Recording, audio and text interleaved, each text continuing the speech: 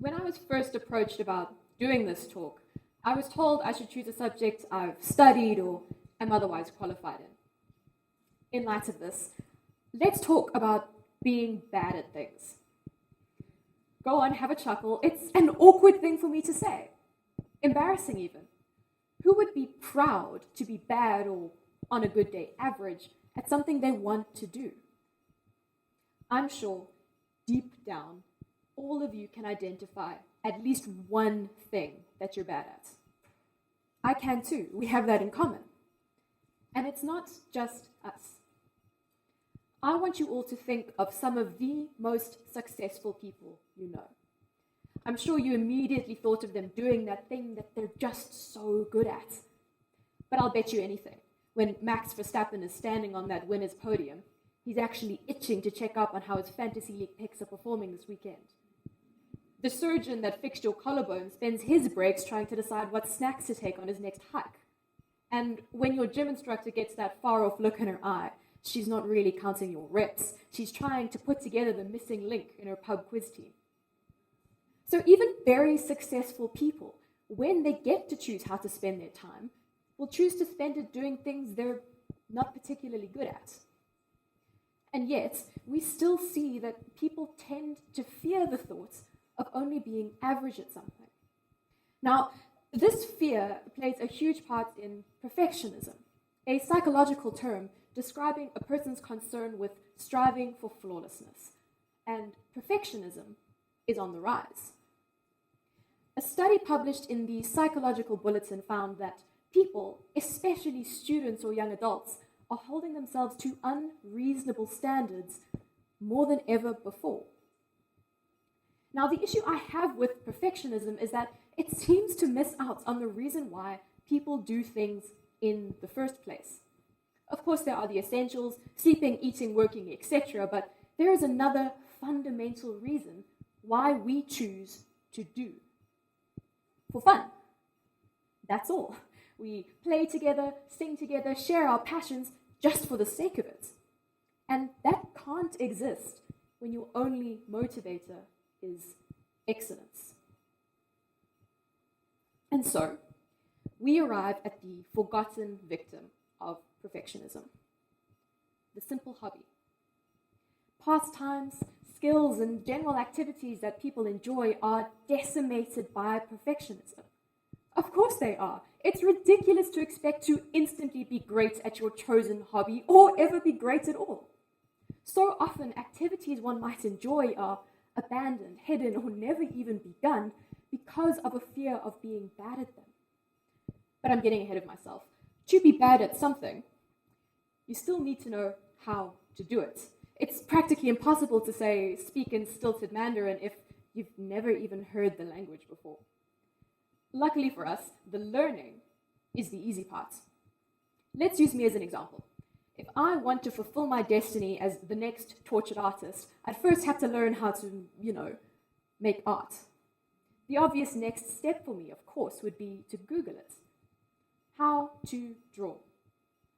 4 billion results. And this magnitude is not limited to art. How to play soccer. 1 billion results. How to sing, 3 billion results. How to get fit, 5 billion results. This opportunity to learn is completely unique to the present, and especially to young people. Our affinity for technology allows us to learn more and more easily than any generation before us. Never mind the paid courses, all of the information you need to learn is right there, free, on the internet. Fear of mediocrity keeps people away from learning new skills. The irony being that it's young people most affected by this fear, and also young people who have a greater opportunity than ever before to learn and therefore become average at said skills. These skills or talents or hobbies are out there waiting for us, and if we can learn to conquer our fear of the amateur, then these skills, talents, and hobbies will be ours for the taking. Let's look at that word, amateur. Because while it's nice to think that the internet will make us all professionals overnight, odds are that's not going to be the case. The first time you kick that ball, pick up that pen, or focus your camera will probably not yield positive results, or even the 10th time, or the 1000th. So there you'll be, doing your best, but still pretty incompetent. The definition of an amateur. Many a motivational speech like this would now talk about the end goal of perfection. Practice makes perfect and all that. Get over your fear of being average because one day you won't be average anymore. To be quite honest, I don't care about that. I don't care about this mystical end goal of proficiency, and I don't particularly care about the progress you'll make on the way either. I'm more focused on meeting the amateur where they're at. And where they're at is inept. Let's face it, we can't all be Beyonce. It's not a case of practicing and suddenly becoming great. It's something that just won't happen. And why does that have to matter? Why does it matter that you can't run like an Olympian, can't paint like Da Vinci? Why does it matter that you can't sing like an angel or even sing at all? Can the joy of singing not be enough? I said I wanted to look at amateur. Here's why. At first glance, the word refers to someone incompetent, inept, decidedly not professional. But if we look deeper, we can see that it comes from the word amare, to love. To be an amateur is not to do something and be incompetent, it is to do something for the love of it. Not to get too existential, but that's what makes us human. Part of being a person is to do something for the joy of it. Not money, not excellence, joy. The second part of this rather grand statement involves community. It is not only performing a hobby for joy that matters, it's the people you perform with. The only thing better than doing something for the love of it is doing something for the love of it with others.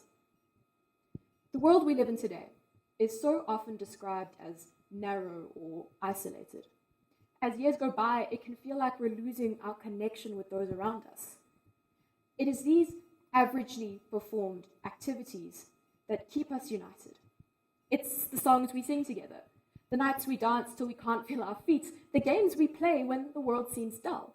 All this and more, and I can assure you, none of it is done professionally. More than that, most of it is done averagely, even poorly. And it doesn't matter. It doesn't matter that you're not good at what you're doing. There's inherent value in just doing it. And don't worry, the whole isolated world situation is not nearly so dire as it seems. If we look at the world today, we can see a rise in communities of amateurs, especially amongst the youth. Social media plays a huge role in this. Communities from far and wide can gather and share their love for a hobby, able to find the joy in being average together, no matter the physical distance between them. It happens outside of technology too.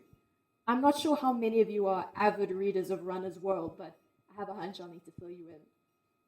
Groups of running crews, people who meet at a certain point and run from there, are being created with increasing popularity, especially amongst younger runners. These are not professionals, and they're not running a race. They're just having a go, and they're doing it together. We are not made to sit and watch one person sing. We are made to sing together, miss notes and all. This is not a world where only the best of the best play soccer. It's a world where all you need is a ball and a good attitude to have the game of your life. The stats say it all. There are approximately 130,000 professional soccer players in the world and around 270 million amateurs. It's about community, not excellence. And all you need to thrive in this community is to admit you're not exactly brilliant at your hobby. To put it bluntly, most of us are very average at a lot of our hobbies. And it doesn't matter. If anything, it only brings us closer together. Thank you.